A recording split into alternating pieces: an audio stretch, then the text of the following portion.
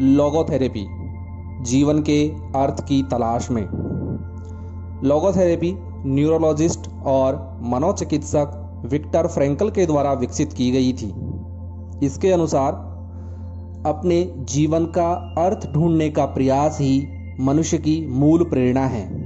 एक इंसान अपने आदर्शों व मूल्यों के लिए जीवित रह सकता है या फिर वह उनके लिए अपने प्राणों का त्याग कर सकता है। लोगोथेरेपी का कहना है कि एक व्यक्ति का प्राइमरी मोटिव जीवन में एक अर्थ खोजना है, यानी हर किसी की लाइफ का एक मोटिव होना बहुत जरूरी है। इसे हम एक उदाहरण से समझते हैं। एक बार एक व्यक्ति ने अपनी गंभीर मानसिक समस्या के कारण फ्रैंकल से परामर्श किया और वह व्यक्ति अपनी पत्नी के गुजर जाने के दुख से उभर सका, जो 2 साल पहले चली गई थी और उस व्यक्ति के अवसाद का कारण बन गई थी। यह इस तरह हुआ, जब वह व्यक्ति फ्रैंकल से मिला तो बहुत दुखी था और अपनी पत्नी के दुख में डूबा हुआ था। उसे समझाने या कोई उपाय बताने से यह समस्या हल होने वाली नहीं थी, लेकिन फ्रैंकल उसकी मदद करना चाहते थे और उसके जीवन को एक अर्थ देना चाहते थे जो कि खत्म हो चुका था। फ्रैंकल ने उस व्यक्ति के साथ सहानुभूति दिखाते हुए उससे पूछा, क्या होता अगर आपकी पत्नी की जगह आप पहले मर चुके होते और आपकी पत्नी को आपके बिना जीवित रहना पड़ता? ओह, उसने कहा, उसके लिए यह भयानक होता। वह उस पीड़ा को बर्दाश्त ही नहीं कर पाती। जवाब सुनकर फ्रैंकल ने कहा, देखिए, आपने अपनी पत्नी को कितने बड़े दुख से बचा लिया। अब आप ही हैं जो उसे शांति प्रदान कर सकते हैं। फ्रैंकल का जवाब सुनकर वह व्यक्ति बिना कुछ कहे सहमति से सिर हिलाता हुआ शांति से कार्यालय छोड़कर चला गया। उस व्यक्ति को अपने दुख और जीवन का अर्थ मिल गया था। लोगोथेरेपी सिद्धांत के 3 आधारभूत प्रिंसिपल हैं।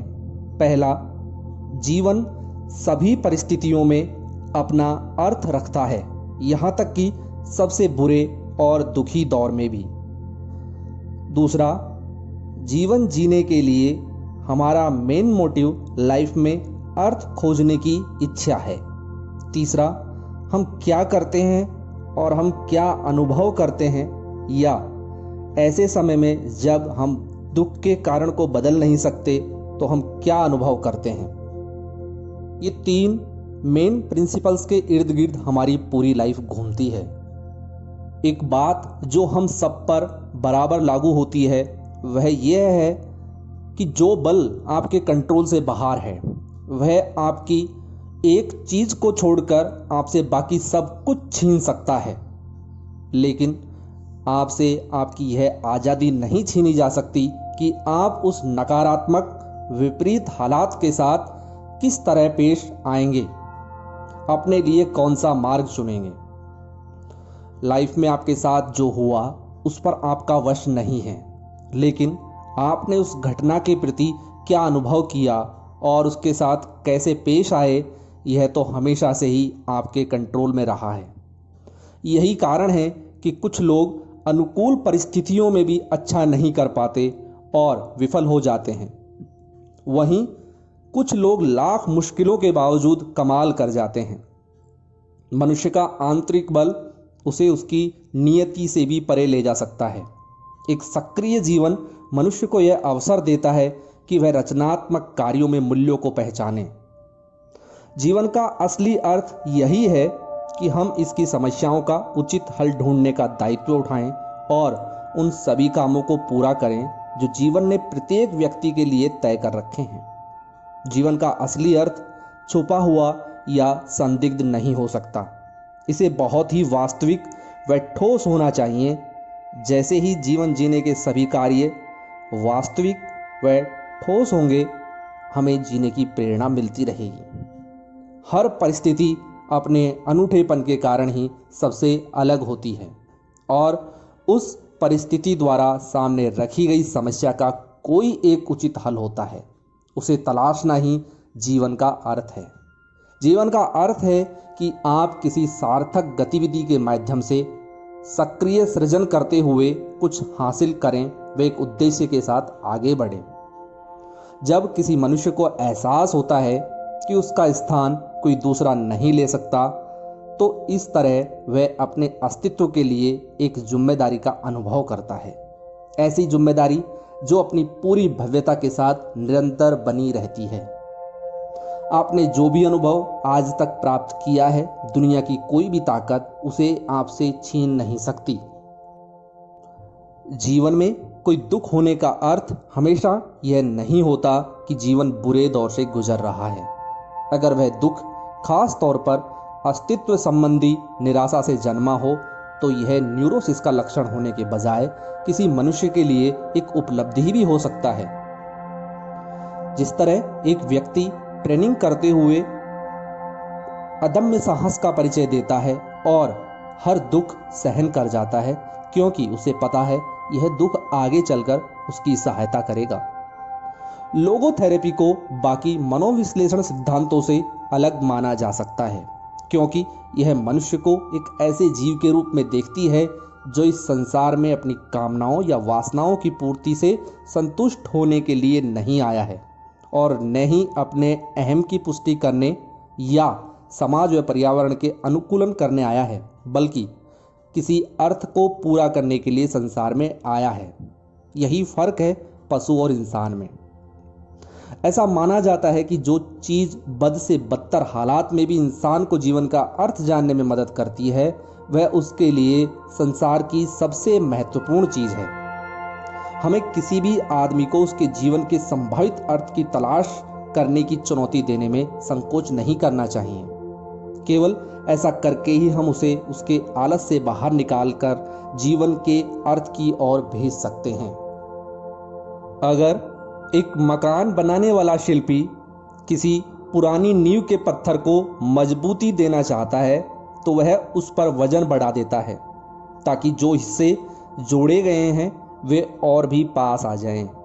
इसी तरह अगर कोई चिकित्सक किसी रोगी की मानसिक सेहत में बदलाव लाना चाहता है, तो उसे उस व्यक्ति की मानसिक दिशा बदलते हुए जीवन के अर्थ की ओर प्रेरित करने व तनाव पैदा करने में संकोच नहीं करना चाहिए।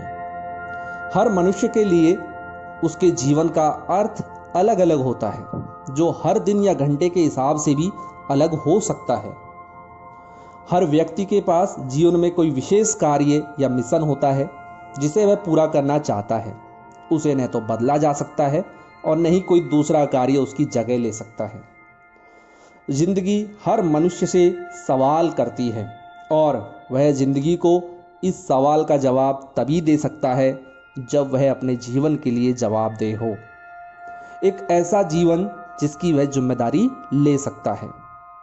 लोगोथेरेपी के अनुसार हम जीवन के अर्थ की तलाश 3 प्रकार से कर सकते हैं। पहला, कोई सृजन या सेवा करते हुए। दूसरा, कोई अनुभव लेते हुए या किसी का सामना करते हुए। तीसरा, बहुत अधिक दुख के समय हम जो प्रतिक्रिया देते हैं। मनुष्य की मुख्य चिंता यह नहीं है कि वह सुख प्राप्त करे या दुखों से दूर रहे। वह तो दरअसल अपने जीवन के लिए एक अर्थ पाना चाहता है। यही कारण है कि मनुष्य पीड़ा व कष्ट झेलने को तैयार हो जाता है, बशर्ते वह पीड़ा उसके जीवन को कोई अर्थ दे रही हो। यहाँ मैं यह बात स्पष्ट कर देना चाहता हूँ कि जीवन का अर्थ पाने के लिए यह कतई आवश्यक नहीं है कि आपके जीवन में दुख व कष्ट का होना जरूरी है। यहाँ मेरी बात का अर्थ सिर्फ यह है कि दुख व कष्ट के दौरान भी आप जीवन का अर्थ पा सकते हैं। किसी भी क्षण में, चाहे वह अच्छा हो या बुरा, मनुष्य को यह निर्णय अवश्य लेना चाहिए कि उसके अस्तित्व को किस बात के लिए याद किया जाएगा।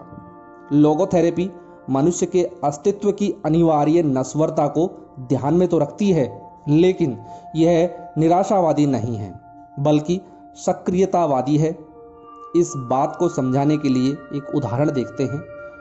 निराशावादी आदमी अपने दीवार पर लगे उस कैलेंडर को भय और उदासी के साथ देखता है, जो दिन पर दिन पन्ने फाड़े जाने के कारण पतला होता जा रहा है और उम्र बीतने का प्रतीक है।